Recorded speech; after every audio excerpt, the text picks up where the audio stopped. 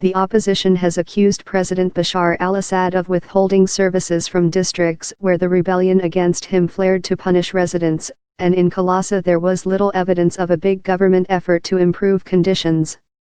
Kalasa has no state electricity supply. Charities dole out boxes of food aid to crowds waiting behind chains. As elsewhere in Syria, fuel shortages cause long lines at petrol stations, and people rely on firewood for heat. In other cities, there also are no reports of widespread rebuilding or data to suggest it has started. This year's not like before. This year is worse. The economic situation is worse than before, he said. If the situation continues like this, people won't come back, he said. More schools have opened, though they are crowded, and more government-subsidized bakeries operate in the area, though queues for bread are long. Those considerations are scant comfort to the people of Kalasa. Omar Casas no longer leaves his flat.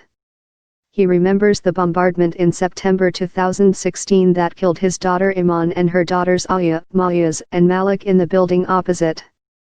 People dug out the bodies of Iman, Aya, and Mayaz, and 9 dead neighbors, but could not reach Malik or 2 other women.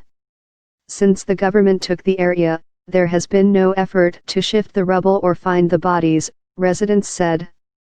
Fuel shortages for Ayad Batash, a government supporter with 2 brothers in the army. The fuel shortages have aggravated other problems. During a cold winter, his 4 children, aged between 2 and 10, had no way to keep warm but with blankets. A neighbor, retired school worker Ahmed Zarka, 73, kept a stove going to keep warm. The black smoke that pours out of it has turned his white songbirds in a cage on the wall a sooty gray. Rationed gas supplies were not adequate, he said. The western districts of Aleppo receive state power supplies for several hours a day. In Kalasa the only source of power is private generators that run on rationed diesel fuel.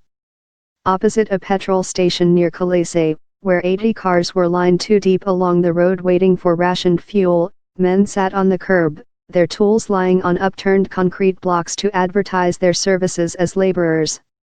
We wait from a.m. until about 1 p.m.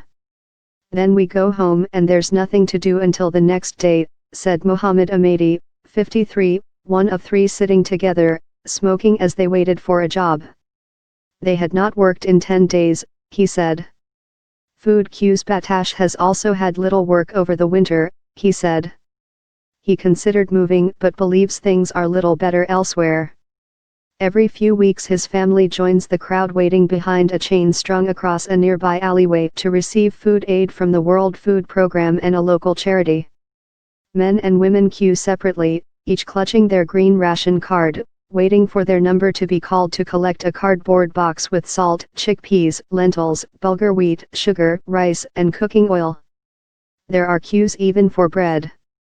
At a Kalasa bakery, people had to wait more than half an hour to receive their flat loaves.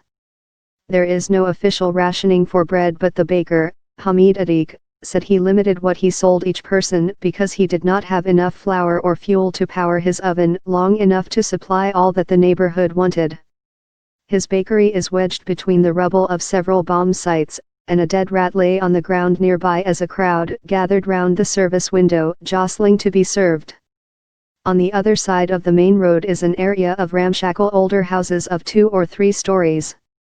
Muhammad Ramadan Daha, 61, is frightened to sleep in his house there. It's terrifying, Daha said.